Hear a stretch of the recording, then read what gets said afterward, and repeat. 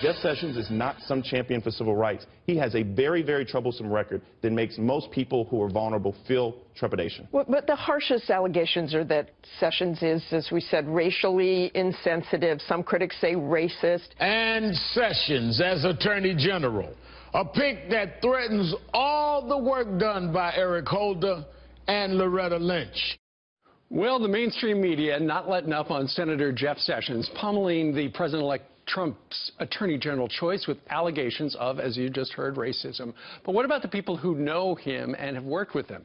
William Smith is the first African-American chief counsel on the Senate Judiciary Committee. He was hired by Senator Jeff Sessions, joins us now from our nation's capital. Good morning to you, William.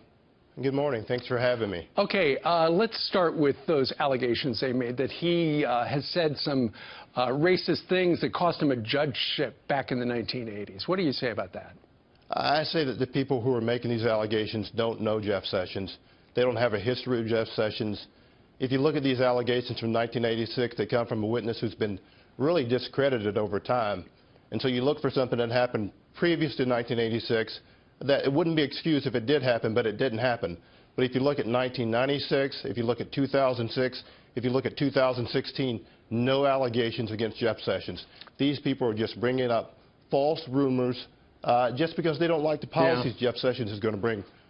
Well, that's the way politics is these days. You know, the people on the other team want to blow up the incoming president's cabinet one by one when they can. Apparently, when he was a U.S. attorney, Jeff Sessions desegregated the schools in Alabama, and he got the death penalty for the head of the KKK in that state, right?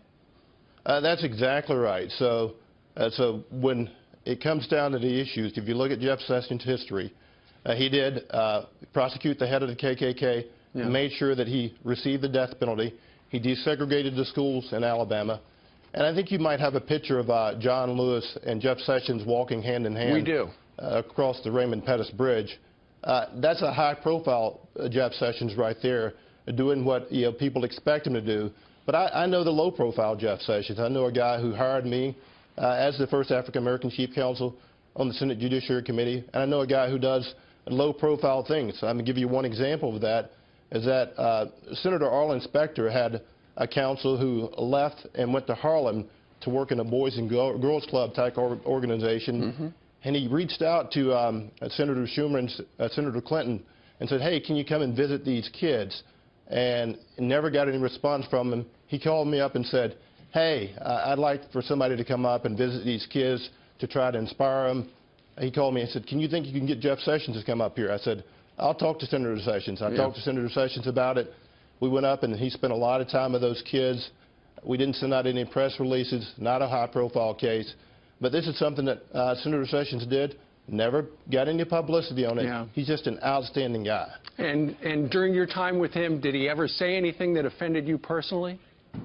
Never said anything that offended me personally. Well, one time he told me he was going to vote for Eric Holder. That's funny stuff. All right. William Smith, former counsel to Senator Jeff Sessions. Sir, thank you very much for joining us live today. Thank you for having me.